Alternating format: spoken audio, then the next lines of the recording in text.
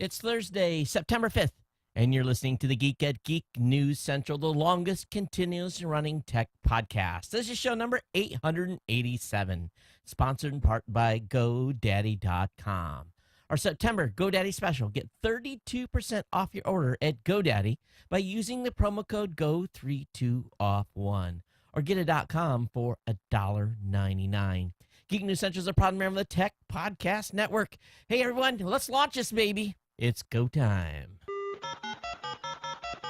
All right, people, I need a go, no-go for the Geek News Central podcast. Digital archive recorders. We're GoFly. Microphone. We're GoFly. Video feed. Go. Web browser. Go. RSS data stream aggregator. GoFly. Interflux Toddism suppressor. All right, I'm confused. Host readiness check. Welcome to the show. Welcome to the show. The Geek News Central podcast is a proud member of the Tech Podcast Network.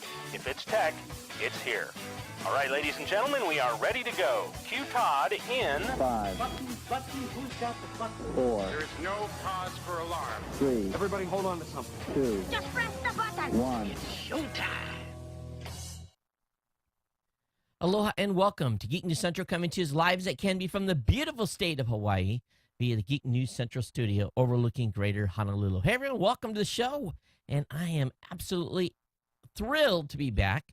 It's been exactly a week. As you guys noticed, I took Labor Day off, and I'll talk about that more here in just a few minutes. But again, warm welcome to all of the Hana, all of the longtime listeners of the show. Thanks for being here. Of course, those of you that are brand new to the show, thanks for checking us out. And, hey, joining the family here. Here in Hawaii, the word ohana means family, and we want you to feel right at home. And no matter what time, if you're watching live, if you're watching from the internet later when we've put it up and made it available online, or you're listening on your whatever device it may be, we're glad you're here. And definitely make sure that you get subscribed to the show. And you can do that real easy. Getting subscribed to the show is a piece of cake. All you got to do is go over to geeknewscentral.com. And the second column on the website there, you're going to find a place to subscribe via either iTunes or use an RSS feed for your favorite podcatcher with your Android device. But and of course, I think you can get us on the Windows Phone too if you've got one of those. But really, all you got to do is come over to the website. You can watch or listen to the content anytime as well. Get signed up for the newsletter as well. The newsletter contains all the content. And basically, you'll get an email with all the content that I'm going to cover tonight. You can also find this show today at gncshownotes.com/887. All the extended links to all the articles I'm going to cover are on that page. Of course, you can watch the show on Tech Podcast Channel on the Roku, on the Boxy, Samsung Smart TV, Google TV, on your Chromecast. And you can reach me real easy as well via Twitter at Geek News, or you can email me here at geeknews@gmail.com. And I'll put all these up periodically here throughout the show tonight. And you can also call our hotline at 619-342-7365. I actually think I saw an email come in earlier today, so something must have hit the hotline. I need to go grab it. It's probably, 9 out of 10 times it's someone that's trying to sell me something. So anyway, I want to welcome everyone again, and thanks for being here. And I tell you, of course, we're part of the Tech Podcast Network, so definitely take time and get over to techpodcast.com. Lots of great content on that website, 140 different content producers that are putting lots of great content out for you on really all genres, everything that is really possible. We're up streaming tonight on YouTube, and I have to mention I've got the studio ceiling fans running at top speed, and it's blowing my very thin hair, what's left of it, around. But the trade winds here in Hawaii are gone.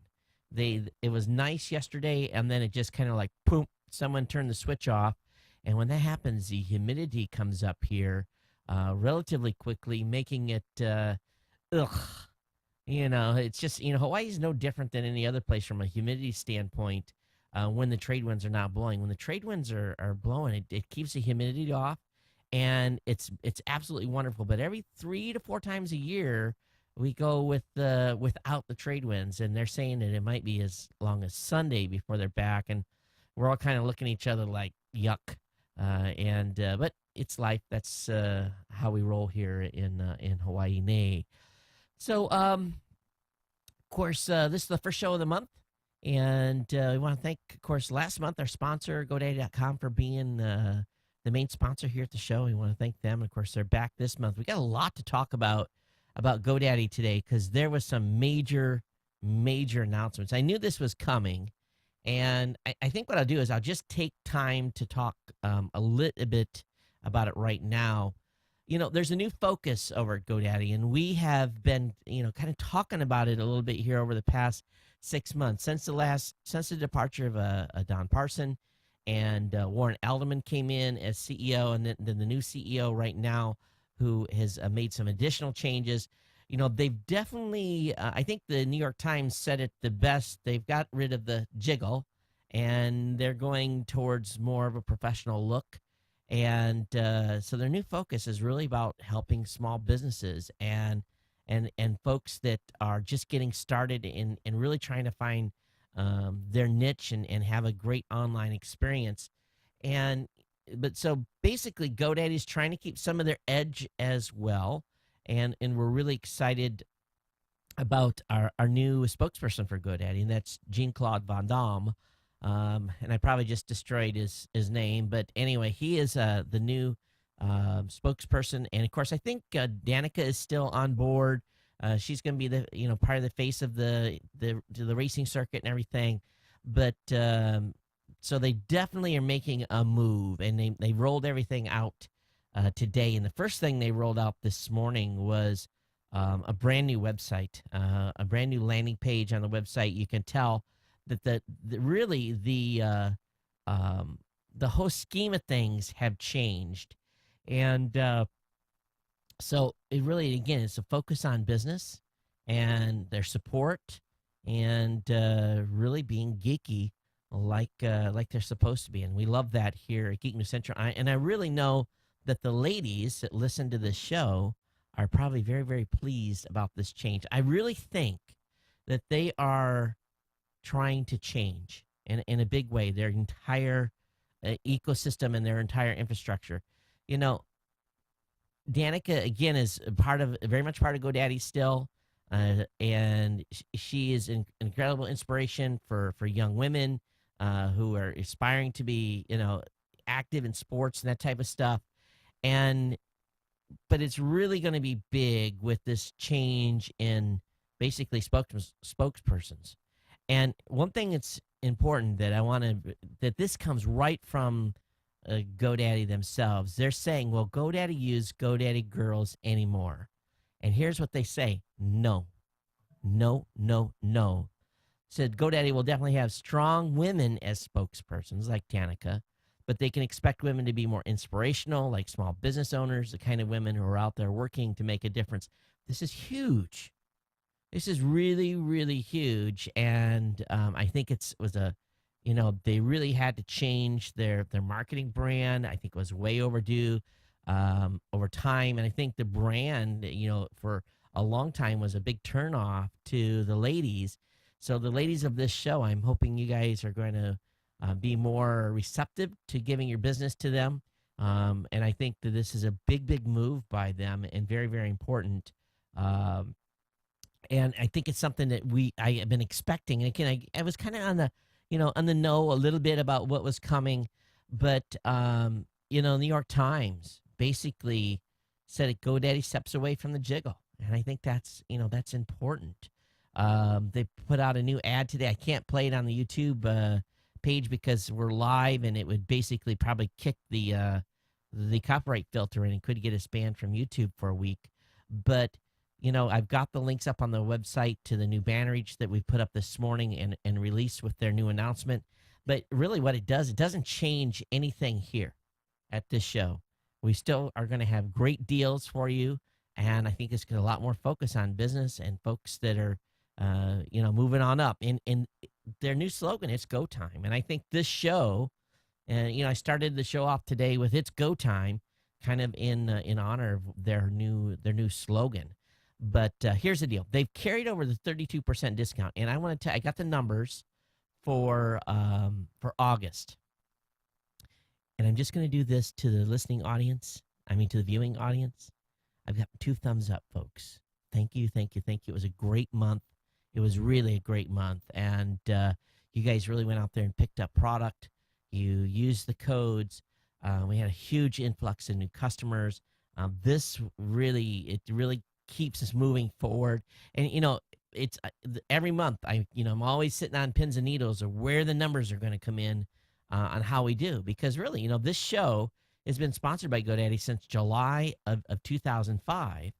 And we have to, we are no different than any other show that's out there that's running GoDaddy advertising. We have to make our numbers, and you guys pulled through, and I want to thank you so much. What they've done is they've introduced a $1.99 code that you guys can use this month for $1.99.coms all month. Now, they didn't say there was any limit. I heard no discussion about any limit. So I've got the code up here. It's 199 geeks. And if you come over to the website at geeknewscentral.com and come down, you'll see GoDaddy promo codes. And actually, I got to make a change to the logo because they've made a change here. And I have to change that out. But if you click on that 199 geeks, it's going to take you back over to the website. It's going to let you get that fast checkout that we've got set up now. So just like boom, boom, boom, and you're out and you own the domain. So this is really, really slick here. From a checkout standpoint. So pick up a .com for $1.99, and I think renewals on this is like $1 more. So you may pay in the second year, you may pay $1 more on the renewal. But you know what? Here's the deal. You just use my codes. You continue to use all my codes. You can find all of them at geeknewscentral.com/GoDaddy.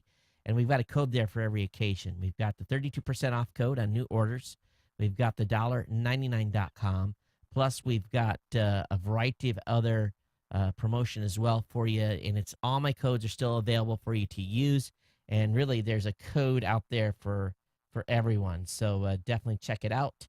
And we want to thank you guys for supporting GoDaddy. I know that was a lot of data here, but I thought it was important with their change in website update, change in spokesperson, change in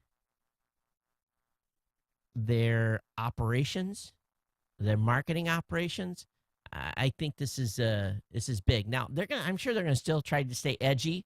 And if you watch the first ad, which I'll have linked up in the show notes tonight, it's pretty funny and nice change. And I think they got a good marketing team behind that. But anyway, let's go ahead and move on. And guys, thank you so much for, again, your support last month. And we hope that you'll continue to support this month as well with your renewals and everything else where you use the codes. And just so you guys know, the renewals I don't get paid on renewals. You guys get to use the codes and promo codes ongoing. It's where I don't receive any incentive for a renewal. It's all about new customers. So we want to thank you guys as well. All right. Let's see here. Dun-dun-dun-dun. Someone says, oh, it's early. It's early in Hawaii, of course. People are like, yeah, it's late everywhere else. Yeah, but it's early here in Hawaii. So that's why the show is done at this time. So anyway, new media show guest. We're going to have the founder of Swell on. It's a new app, and it's a podcasting new media app. So we'll have him on Saturday starting at 9 a.m. Pacific. So you want to join us for the new media show. So it should be great, and And I actually talked with him on the phone a little bit today. We were talking a little bit about some of the things that they're doing. They want to make sure that the content creators are happy with them. So it was really a very productive conversation, and you guys will get to meet Ram on Saturday. So what did I do over the Labor Day weekend? Well, on Friday, I was running around town. I was doing a bunch of errands. I had just stuff I had to do. And my wife called me. She says, I've been thinking we've got all this stuff going on Saturday and Sunday, and why don't we just stay in Waikiki? And I said, you're probably not going to find a hotel very cheap. Go ahead and call around. She said, well, I already did, and I booked us a place. So we stayed at the Aston Waikiki, which is like a 3-4 star. It's down on the end of the Waikiki Strip. Loaded the kids up Saturday. We stayed Saturday and Sunday night, hung out. And again, it was kind of a spur of the moment type of thing. It was good. And we had a bunch of events in downtown and in Waikiki. So we really didn't have to drive back and forth, drive back and forth, drive back and forth. So it worked out well. Then Monday, and I kind of realized Sunday, I think to myself, do I need to do a show tomorrow? And then knowing that it was Labor Day, I'm like, oh man, there's not going to be any news as well. So made a decision on Sunday not to do the show Monday because of the holiday.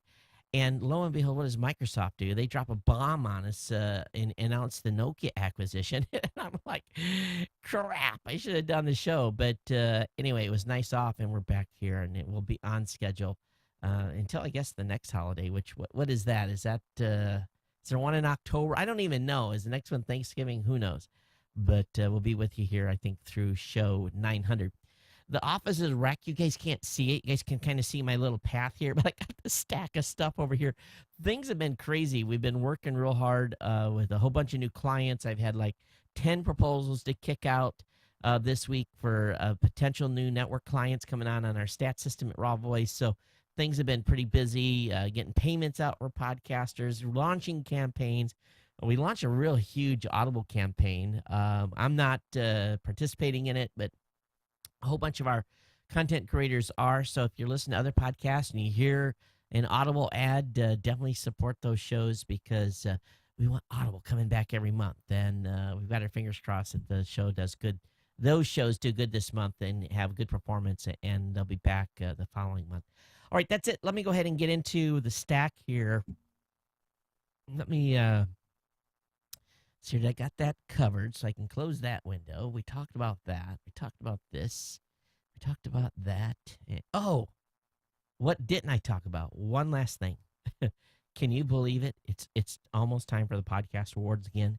We are less than we're 25 days away from the open of nominations for the podcast awards. I reset the website I think yesterday, and I've got still some stuff to do, some cleanup to do.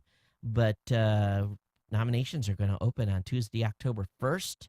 And so make sure you tell all your podcasters, all those that you listen to, tell them, hey, reminder. Podcast awards kick off on nominations open on October 1st. And, of course, now we're in the big race to get the sponsors. About $3,000, $3,500 we have to raise at a minimum to cover all expenses. New Media Expo has already stepped up, and we're going to be having the award ceremony in Vegas right at the beginning of the new year. So I'll have a banner up on the website after the show tonight. That was something I didn't get updated. But again, the Podcast Awards nominations kick off here. Oh, what are you blinking for? Don't you blink on me. I'm looking here at my I don't know if I can show you guys or not. Is this camera up in the right spot? Yeah, my switcher here, for those of you that are watching, I saw a little flicker, and I'm like, a flicker's not good.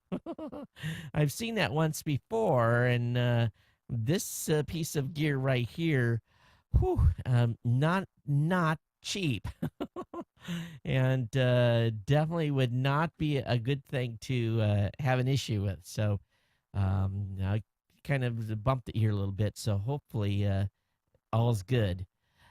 Anyway, so let's go ahead and move on, and let's get into the stack of stuff I've got for you tonight, because I've wasted way too much time. Let's start right off and talking about the new update to Chrome. And this is, everyone's kind of saying that Chrome is kind of like excuse me. This just drives me nuts when this happens. And I'll explain in a second for those of you that are listening.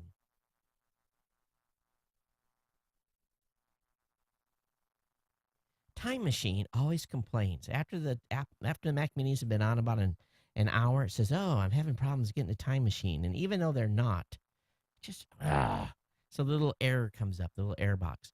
So going back to the content, Google's new update to Chrome is kind of being talked about as the Trojan horse. But basically, they've kind of made a big change here today on Chrome's 5th birthday. Google is announcing what they're calling Chrome apps. I thought, well, we've had Chrome apps already for a while. Why are they just announcing this? Well, this is basically a new, I guess for a better word, some more heavily integrated apps. These new apps look and behave much like native apps you find on Windows and OS 10. They're built using web technologies, but also with Chrome specific code that means that they won't be able to run on other web browsers. They're truly Chrome apps.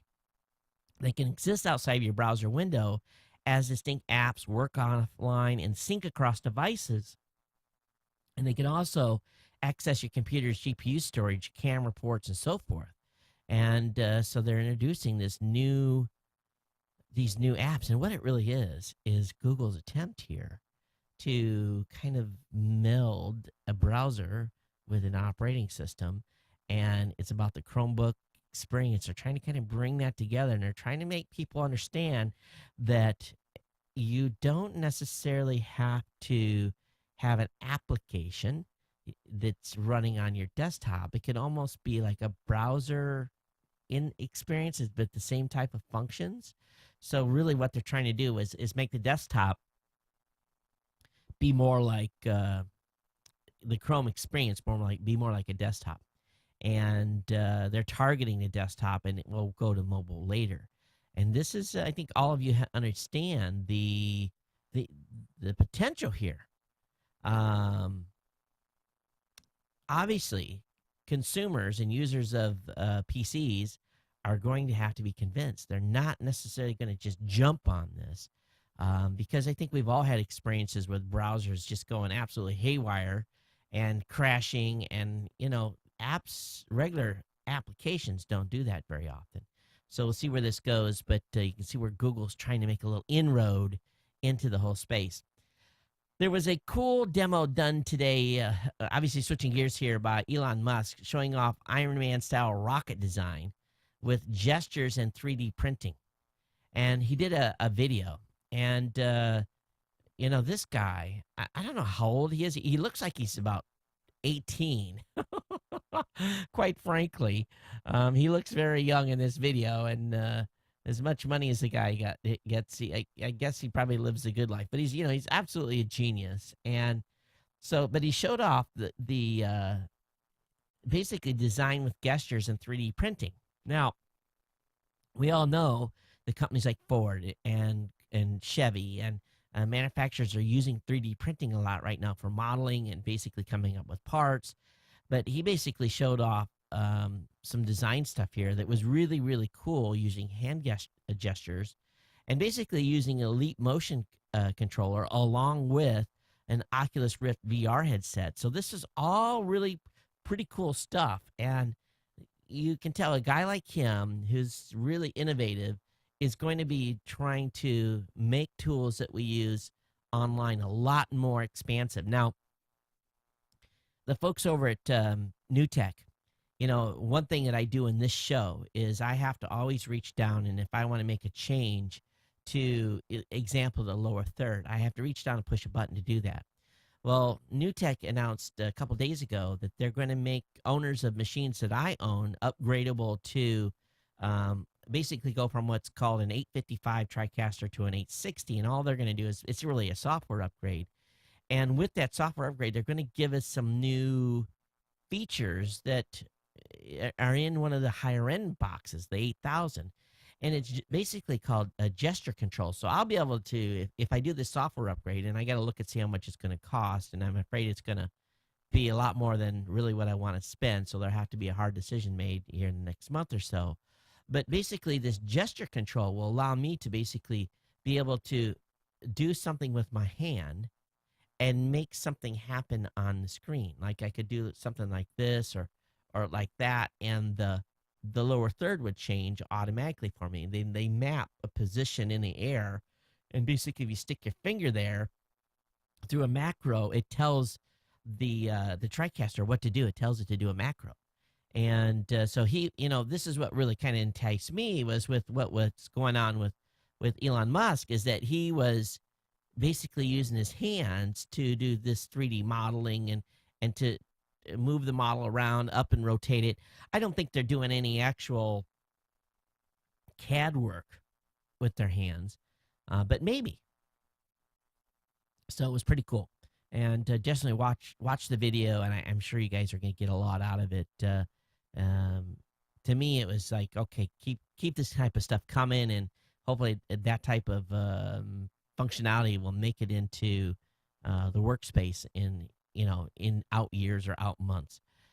Virgin Galactic today, Spaceship Two completed its second test flight, but basically they were dropped from White Knight 2 at 40,000 feet. They had a 20-second burn of the main engine. They were able to rocket up to 69,000 feet at Mach 1.4. And then they tested some of the re-entry functions as well on the way in. So very, very cool. You can watch the test flight, very short, but they're still planning to be ready to go to space next year, which is pretty cool. Of course, big announcement this week on the computing side, beside the Microsoft deal, was the Galaxy announcement, the watch from Samsung, the new smart watch, the Galaxy Gear. And when I saw this thing, my initial instinct was to say, woo, awesome, being an early innovator. I'm not an innovator. I report on innovation. Early integrator, early adopter. I really thought, man, I got to have one of these, $300, advance order, And then I started thinking about it. I hate wearing watches. And as I looked at some of the footage that Samsung has put together, this thing really isn't that sexy. It's got a screen that is probably going to be a little bigger than, if you look at your hand, and I know some of you guys out there, you got, these big claws, right? Some of you guys are, but I'm relatively, I guess for a better word, I'm the skinniest fat man you'll ever meet. But the watch size is like 1.6 inches. And, if you just take a tape measure and measure that, and I'm thinking to myself, that thing's going to be huge. And do I really want to be touching something on my wrist? I've already got my phone in my pocket. And do I really need this watch?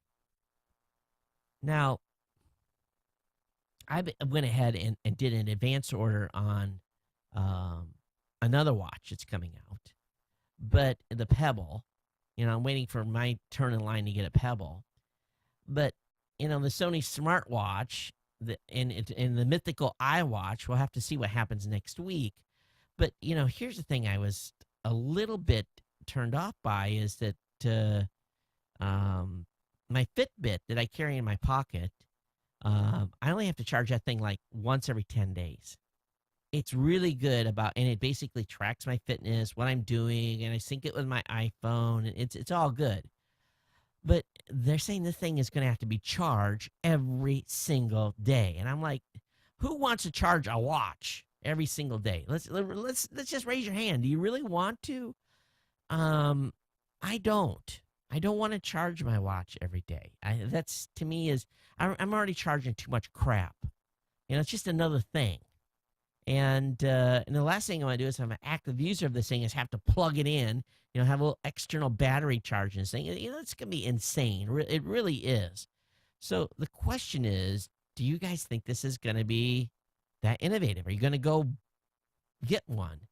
I'm at an age now where when it comes to a wristwatch, if I'm going to wear something nice, I'm going to put something on my wrist that I went and bought that, is not something that's a $40 watch at Kmart, because I don't wear watches. If I'm going to wear a watch, I'm going to buy a nice one.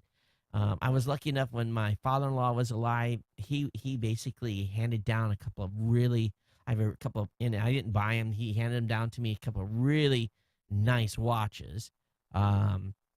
And those are, basically, one is actually in a safety deposit box because I really don't want to have it here in the house. And I don't wear it that much, and it has considerable value. But the other watch is not as expensive, and so I have it in the place where I keep stuff. But long story short is that, if I'm my daughter's age, and Timex going to work, right? Or something that is digital. But I don't know. I just think it's weird about this smartwatch. Now, KL weighed in at Geek News Central, and she basically said that Samsung Galaxy Gear smartwatch needs a woman's touch. I'm sure the ladies saw this thing, and they're like, not to be too gross, but I'm sure they just threw up in their mouth. It's not that sexy. And here's what she says. Having a lot of apps is great, but for people to buy the watch, it must be more convenient for the person to use the watch than it is for them to pull their phone out of their pockets, which means the apps will have to pull up fast with no lag. Also, the watch has to be something that you'll want to wear daily. To me, this is the biggest place that the Samsung Galaxy Gear smartwatch fails. It is highly unfashionable. The screen size doesn't include the bezel that is around the screen, so we are talking about a pretty bulky device, especially for a woman's wrist. The strap is made of plastic and comes in a variety of colors, including orange, oatmeal, yellow, and black.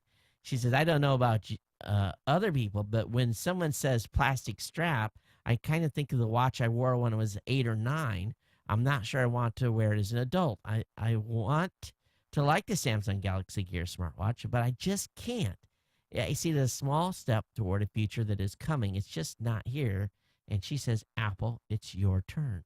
And I have to agree. I think this is Apple's got a chance here to win big, and I think they will if they come out with one, because it's got to be sexy. It's got to be something that when people see it on your wrist, they're like, oh, well, let me look at that. That's what you want, right? And maybe I'm wrong.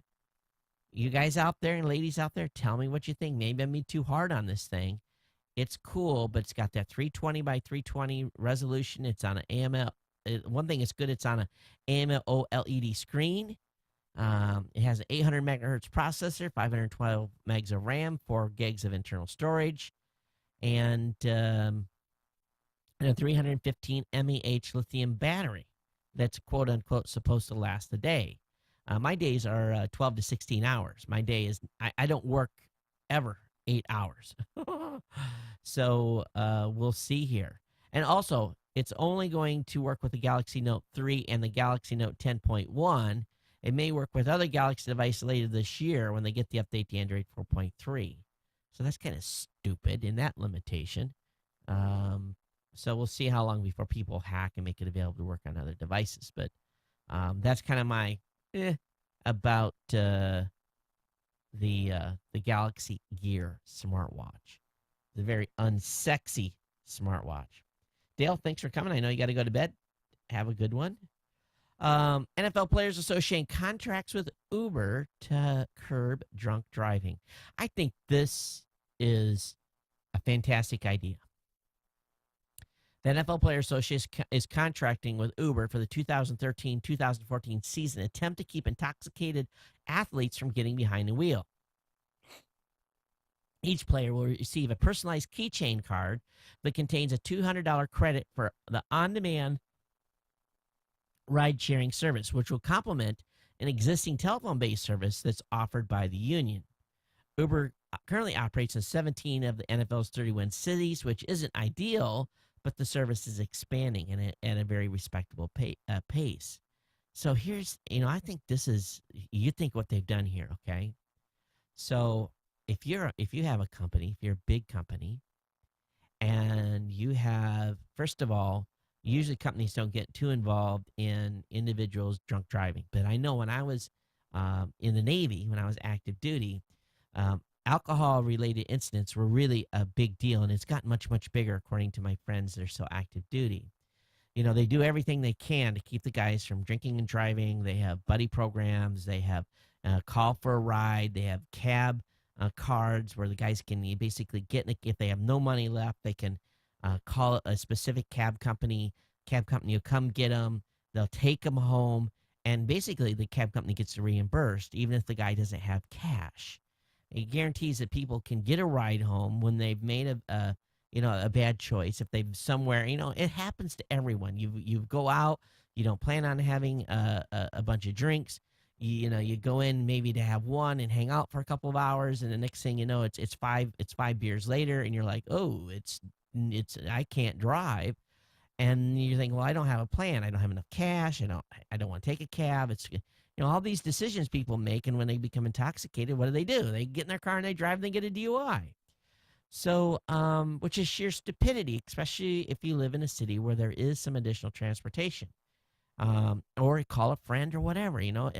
I've always told people, call me, I'll come get you, no matter what time it is, day or night. But this Uber deal is smart, and I'm going to be telling my Navy buddies, hey, you need to check this out, because this is what the Navy could do the same thing. And the Navy's on big cities. They have bases in big, here in Honolulu, here in San Diego. They've got up in Seattle. So really, where Uber is, there's a lot of naval bases, and they could issue these to these Navy guys and as an additional option, where these guys could, if the card's pre-charged, then if the guy uses it, then they just, it's set up automatically to take it out of their pay the next payday to reimburse the government. I think this would be so, so smart. And if I owned a company that had an issue where my employees were getting hammered all the time and getting DUIs, this would be something I would consider if they made it available to smaller companies. So I think this is cool. I think it's really, really smart. And, be careful out there. We want everyone arriving alive. And it makes no sense to, get behind the wheel when you've had a few cocktails. And it might, let's say that taxi ride home was $100. Who cares?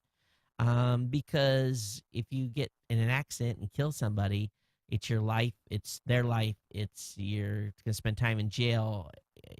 Believe me, it's much cheaper. Just get a ride. And this is smart what the NFL has done here. Let's back up and talk about what was announced on Monday with Microsoft and basically agreeing to buy Nokia's mobile phone business for 5.4 billion euros or 7.2 billion. See, that's US. So Nokia is going to license its patents and mapping service to Microsoft. Nokia shares jumped 35% on news, where Microsoft's fell more than 5%. So this is an interesting move. And Nokia has fallen behind rival Samsung and Apple. And to me, this buy by Microsoft, no offense to Rob, my good friend, but the Windows Phone is not getting that much traction. Do they really think this purchase is going to really help?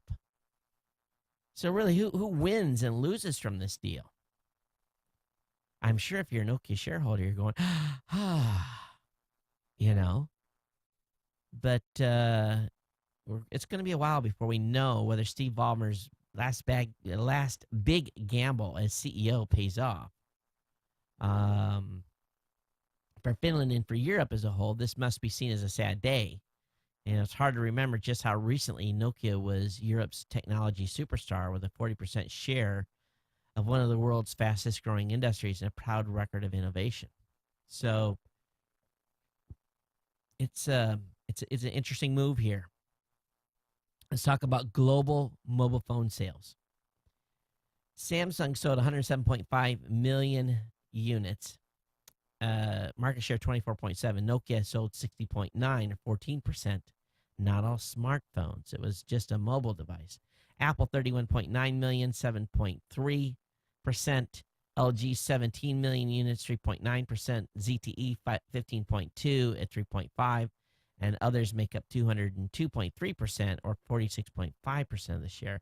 That's a worldwide sale. So, I guess they're selling a lot of phones, but is this the way to get Windows Phone out there? I guess that's their plan. Switching up here a little bit more on the mobile side, how many of you have had a damaged iPhone and went to Apple and didn't get a lot of help? Maybe your warranty was out or whatever. But did you know there's a bunch of companies that are out there now that are fixing iPhones? And many of them can fix a severely broken iPhone for as little as $100. This is pretty cool. There's a guy that started fixing iPhones basically in restaurants. and he would fix their busted screens and replace batteries while they dined. And he did it to make spare money. And so now this guy has got 47 outlet chain called You Break I Fix, which generated $17 million in sales last year. So there's a lot of companies out there that are doing this. This isn't the only one. So if you break an iPhone, just get on Google, man. Find a site or find a company in your area that can fix your phone. All right, TV broadcasters who want a preliminary injunction against Film on X. Order prohibits a TV streaming service from retransmitting broadcaster signals over the internet. And this is be interesting because this could affect some of the other players in the space. We'll see what happens with Arrow, but this is not a good sign here that maybe the judges, you go to enough judges, you're going to find one that'll put in an injunction. But people at Film on X said they will fight this all the way through and feel that they can be victorious. We'll see. Another article over on CNET. There's a very, how many of you have a laptop on your desktop right now?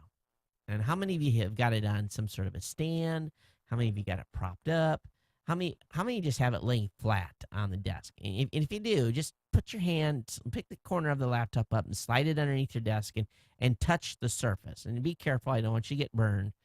But today I saw the most cool, simple, absolutely simple. The simple things that make you go, why didn't I think of that? And when you guys see this, you're going to be like, duh. So let me show you this. It's basically shows a laptop. And all it is it's called a curb. It's nothing fancy. It's just a piece of aluminum that is a triangle. And it basically just props your machine up just a little bit. It's $12.99. And so it's just a little triangle silicone prop made to keep your laptop up in the air, circulating between the hot bottom and your tender skin. And it has a notch for your power cable to go through as well. So, it's not aluminum. It's silicone. So let me roll down here on the screen. For those of you who are watching, you can see it. So, smart. Very, very smart, simple. They're going to sell millions of these things. And for $12.99, they should. So it's sometimes you just think, yeah, how come I didn't design that? All right, in the lawsuit area, Google is fighting to kill email scanning lawsuit brought by Gmail users. A motion hearing in U.S. District Court in San Jose, California, was set to start today at 4:30 p.m. When the company's attorneys plan to ask the court to dismiss the class action lawsuit. And we'll see where this leads. But no announcement on the ruling yet, of course. But folks are not happy that the folks over at Google are basically scanning their email. And I don't know if there's much they can do about it. But anyway, there is a class action lawsuit. We'll see where this leads as it develops. A lot of car news past couple of weeks, new models, all kinds of stuff being put out. But Audi is really getting ready to ramp up their promotion of their tech. And, companies are trying to develop self-driving technology and all kinds of different stuff. But Audi is basically going to help us park. Instead of taking the wheel out of the driver's hands during normal operations, Audi is focused right now on eliminating mundane tasks such as driving in heavy traffic, which I do every day, or finding a parking space in a public garage. So this is pretty cool. So they're going to demonstrate updates to autonomous automobiles at the Consumer Electronics Show in January. So we look forward to seeing what Audi's going to be coming out with. And I'll be reaching out to my contacts there. But boy, oh boy, that seems to be just around the corner as well. Hey, a lot of cool stuff going on in the video space. H.265. No, I didn't say 264. I said H.265. A codec implementation available. This is pretty cool. The German company Stuttgarter Strucker AG has released a free and open source implementation of the H.265 codec, also termed the High Efficiency Video Coding, HEVC, which is now available on GitHub. At the same video quality H.265 promises roughly half the bit rate as compared to H.264. Also, resolutions up to 8K, which is 7680 by 4320, are supported. The software is based on an LGPL, and quoting from the homepage where the software is also available for download, and it says this software is written from scratch in plain C for simplicity and efficiency. Its simple API makes it easy to integrate into other software. Currently, LIBDE265 only decodes interframes. Interframe decoding is under construction, and coding is planned to be added afterwards. So this is huge. So we'll see where this goes. But again, this is strictly decoding at this point because of all the, a lot of control on H.265 still. Data broker Axiom, ACXIOM, did something a little unusual this week. It launched a service that lets you see the data they've collected on you, and they're one of these data farmers. CITE World writer Ron Miller checked it out, and he found it to be almost laughably inaccurate. Among the things they got wrong were included was his religion, the number of kids he has, but worst, it pegged him as a Windows user when he was actually an Apple user. So some of the details they were collecting was not that accurate. So it doesn't spell, and I should have went over and actually, let's see if they can. Is it easy to do this? Oh, you have to enter a whole bunch of, so, okay, like they want me to enter this. The first name, last name, street address, city, state, zip, date of birth, last four social security number, email address. No way, no way, no way. Do you think who's going to enter that data? The last four of my social? Are they smoking crack? Oh, I'll have to link up in the show notes. You guys are just going to laugh at this. I would not give anybody online, I don't care who they are, my social. Or even last four. Hey, any of you guys ITs, ex-ITs in the Navy? Amazon has more than 100 job openings for people who can get a top secret clearance, which includes a U.S. government administrated polygraph examination. Amazon needs software developers, operation managers, and cloud support engineers, among others. Amazon's hiring effort includes an invitation-only recruiting event for system support engineers at its Herndon, Virginia facility on September 24th, 25th. And so basically, if you have a clearance or had a clearance and looking for a job, this may be a way to get in with Amazon. Brazilian president possibly canceling a U.S. visit and a $4 billion fighter jet order over NSA snooping. The fallout from the leaked NSA documents is apparently never-ending. Brazil's President Dilma Rousseff has canceled her advanced team's trip to Washington, D.C. A high-ranking official stated the president was furious after information surfaced about NSA's actions via report by Global TV. Talks about what apparently, allegedly, the NSA was collecting on her. She's not very happy about it. So I do laugh here in this Tech Dirt article. It says, well, it's common for state intelligence agencies to spy on other nations. The unwritten rule has been don't get caught. Thanks to Snowden's leak, the NSA has broken this rule more out of internal carelessness that led to the document's escape rather than through the carelessness of active agents. So the fallout continues. Oyster's a new app that I want you guys to check out. It's a gorgeous new app and basically unlimited books for $9.95. The offering looked pretty good. I was looking through it. Not everything is there, but decent if you're doing a lot of reading. This might be a way to get access to a lot of books for a flat rate of $9.95 per month.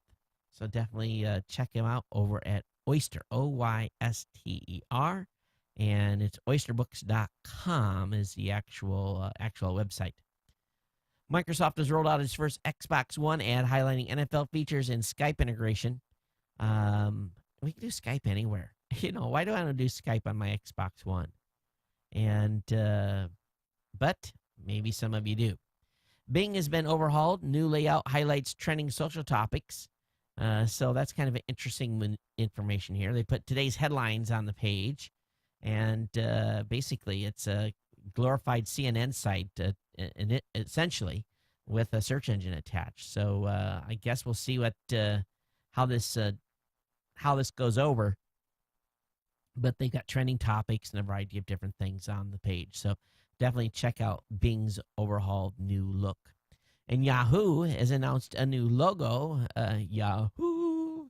And apparently Marissa Meyer has had her hand in it. And I'm looking at this thing, and I'm like, okay, there's that much of a difference. So I'm looking at this a little bit, and I'm looking at the notes that they wrote on the new design change.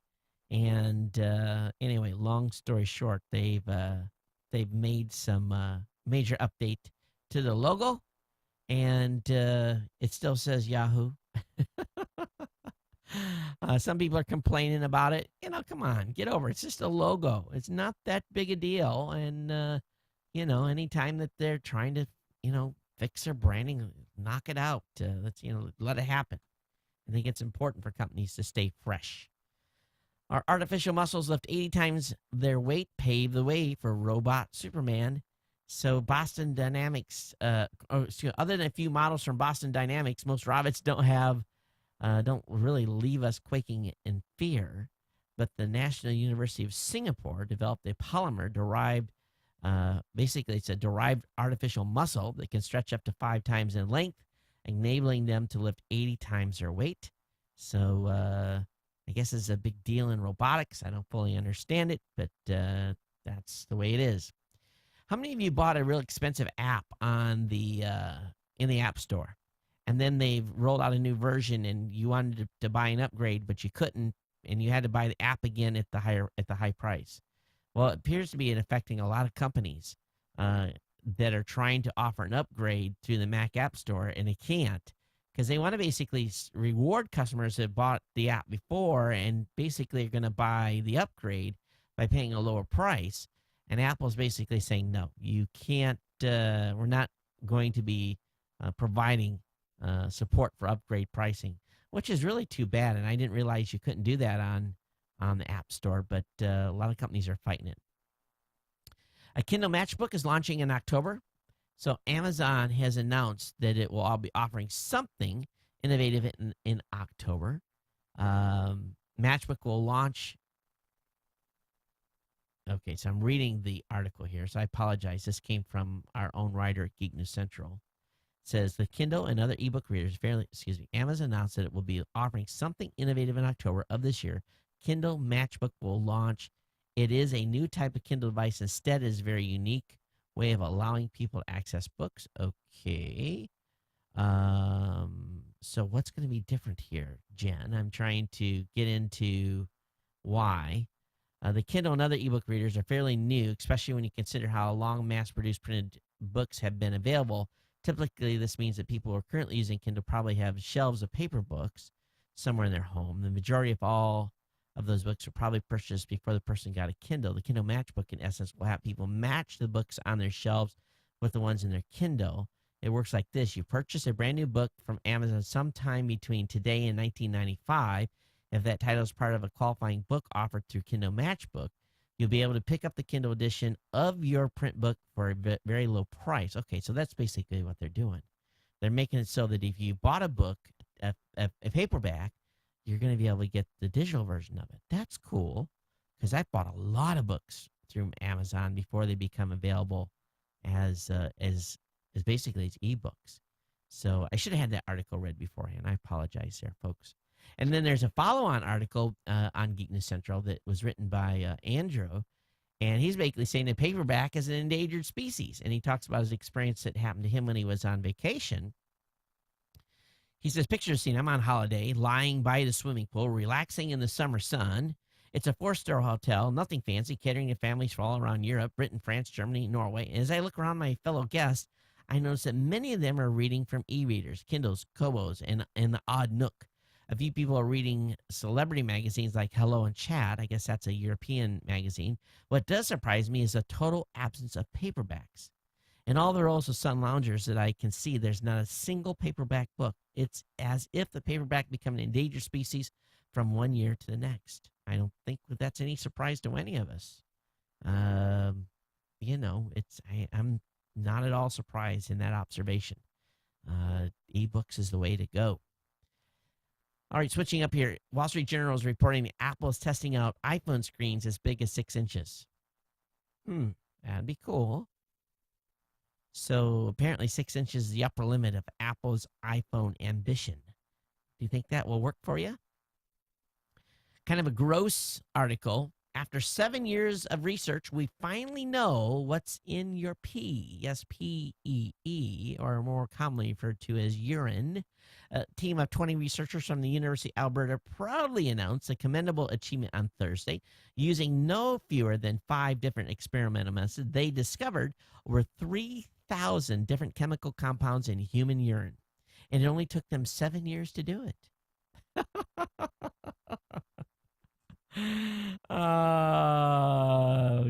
Okay, so there's 3,000 different chemical compounds that are coming out of us. That's kind of an interesting. I didn't know I was ingesting 3,000 different types of compounds.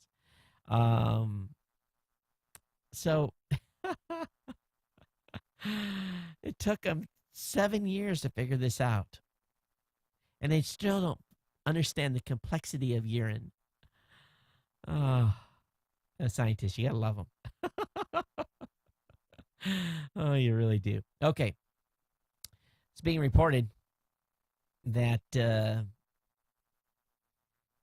appears that the NSA is able to beat almost any type of encryption on the web.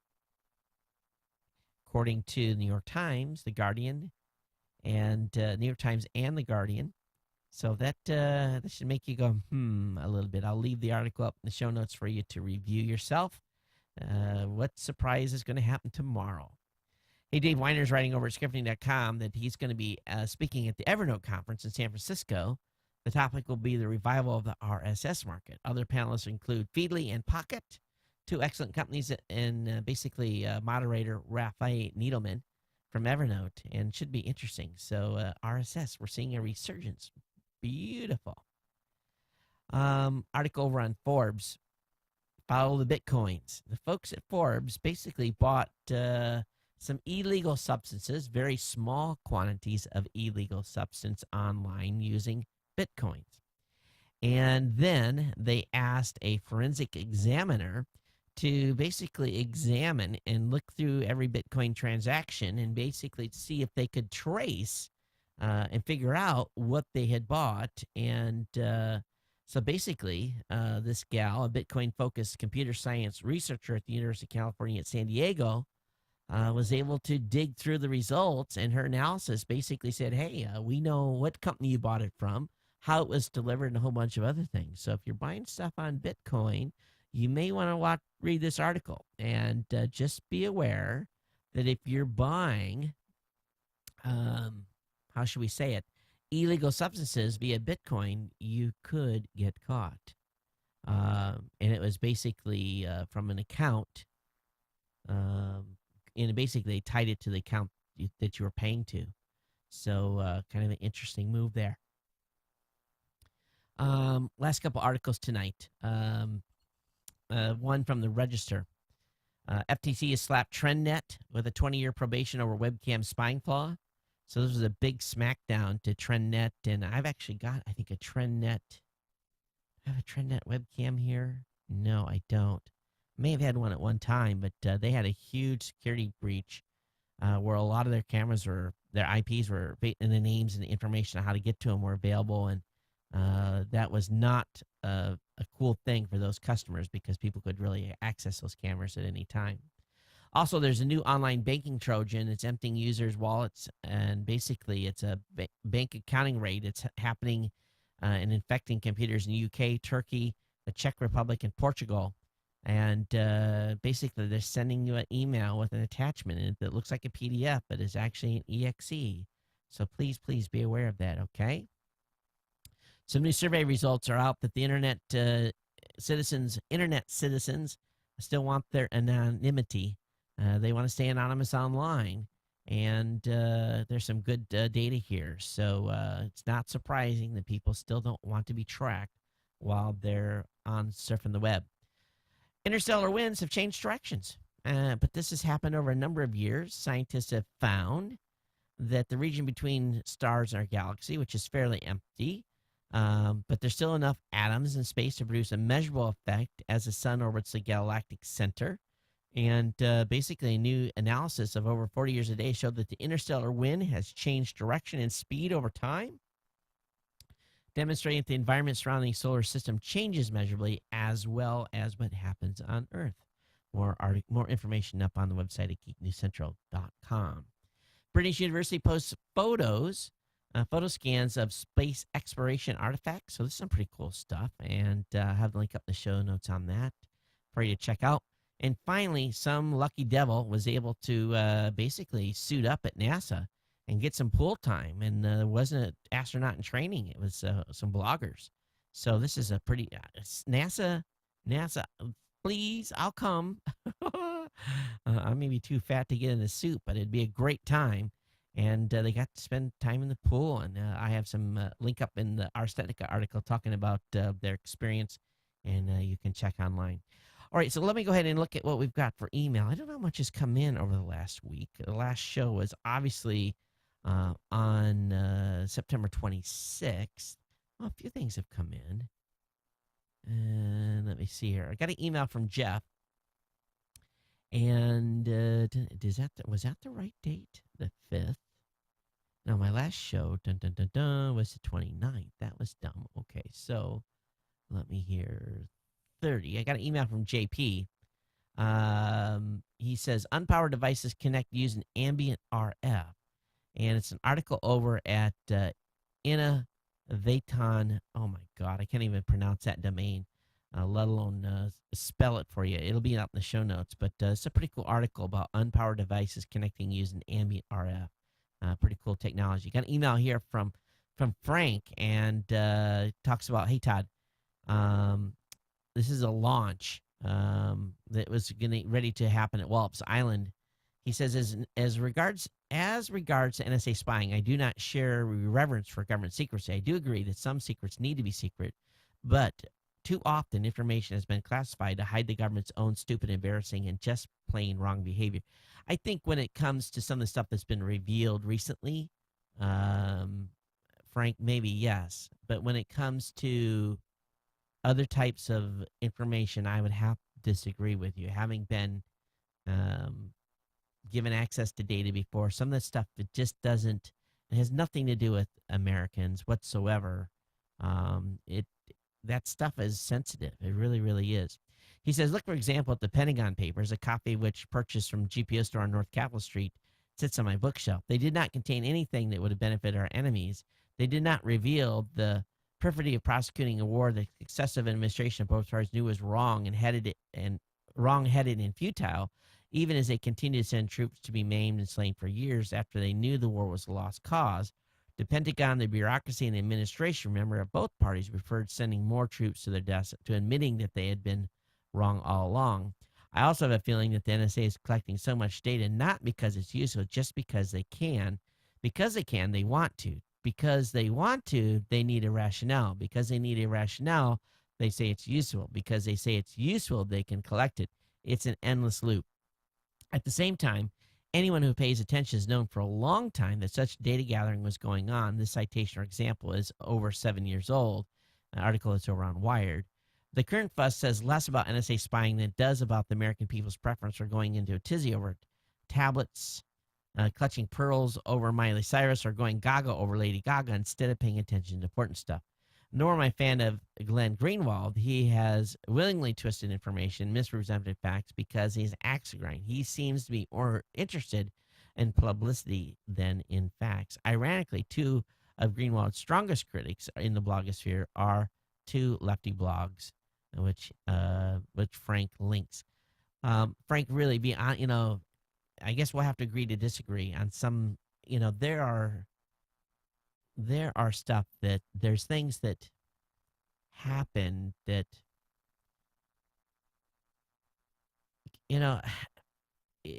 okay, so you can say what you want to say about the NSA, but I think in my heart, I really think that what they're trying to do is good.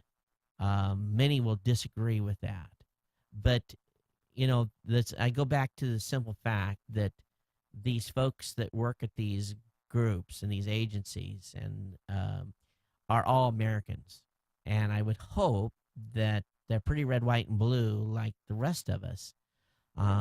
They don't want to see our families impacted by terrorist actions. They don't want to see people hurt. They don't want to see things happen to our infrastructure. There's a lot of stuff that goes into what they do. And I think, there's always going to be a few abusers. But I think from the most part, I think the majority of these folks are leading very productive jobs that and doing something that is good for the country. And say what you will, I do believe there is a need. Some stuff just because if they reveal everything, then there's no advantage. There's no advantage against an adversary. And there's still a lot of people in this world that, in my opinion, would just as soon chop our heads off than to spit on us. They do have hate. And whether or not it's been created by the government or our lifestyles or because of the religion they believe in, there is radicals out there that don't like Americans or anyone that is a non-believer and believe the way they believe, and even within their own the religion they fight amongst themselves. So religious wars have been going on since the beginning of time, and I don't think it'll ever end. But at the same time, I really do think that most of these organizations, again, if we really think about our neighbors and the people that we work with and the people we talk to, people in most part in this country are pretty patriotic. I think they, and obviously we want people watching our backs. We really, really do. So again, I understand you may disagree with this, but I think there is a need. There's a time and place for everything. And the big picture is something that, none of us probably can totally grasp on what they're doing. But I'm just hoping that, and I can only hope that there's not abuses. And I know there has been some.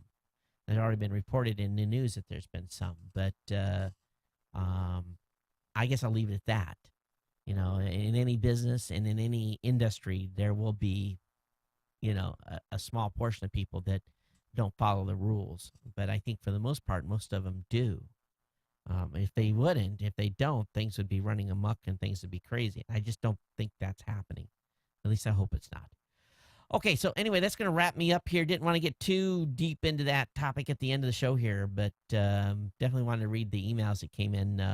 Let me see if I can, where are we at on time? I'm right at the top of where I'm at. Actually, I got a little time left. Let's see if I can. Okay, my session expired. Fine. And let me go over to my bookmarks, podcast. Oh, where is that? I hate that when that happens. Okay, exit this. And we'll go over here and we'll see. Yes, auto login. Go ahead. Log in. And I probably have to do this on the next show because I don't think I'm plugged in here.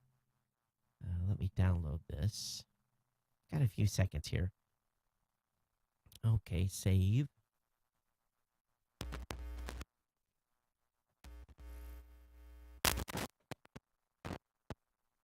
Sorry for blasting your guys' eardrums there. Obviously, I was prepared, right? And it's scanning for viruses. And as soon as it's done, we'll see if it's a caller or if it's someone that is trying to sell me something. So here we go. Hi, Todd. I'm sorry, I don't have anything to say about the podcast, Oh. but this is Carol with Canyon PR calling, and I wanted to follow up to see if you received the email we sent you recently regarding TCO's new Neutrino Thunder G3. Okay.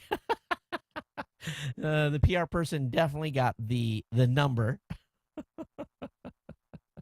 and whatever she was talking about, I probably got the email and deleted it. I'll go back and listen to this. So, yeah. So there we go. Wasted some time with you guys downloading that and playing it and rattling your ears as I plugged in the cable. Hey, folks, thanks for listening. Thanks for being here. We want to hear your feedback on the show, and it's real important that you do. And Frank, we love you, baby, for sending emails in, and I hope that you'll continue to be a fan of the show, and the rest of you out there as well. Spread the news about Geek News Central. Tell your friends, tell your family members, people that you know. Tell them to come to listen to the longest continuously running tech podcast.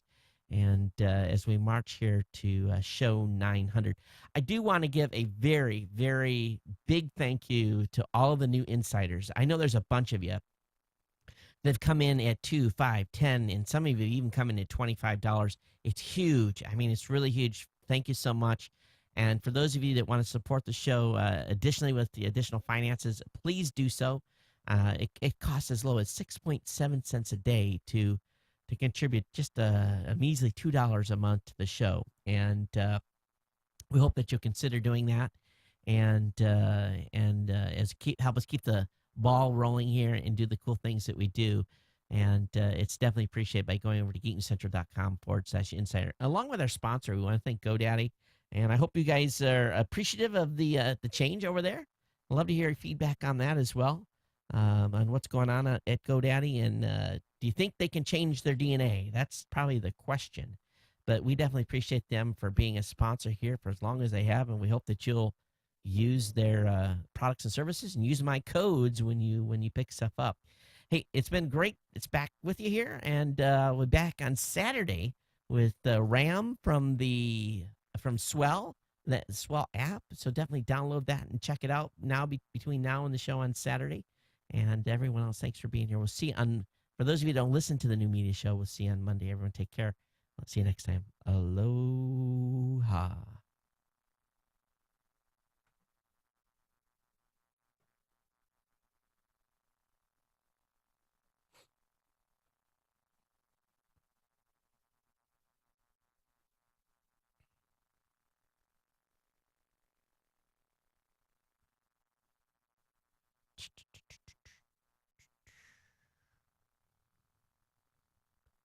All right. We're going to shut the stream down for those of you watching on YouTube. Thanks for being here. And everyone take care. And those of you on YouTube, see you next time. Bye-bye.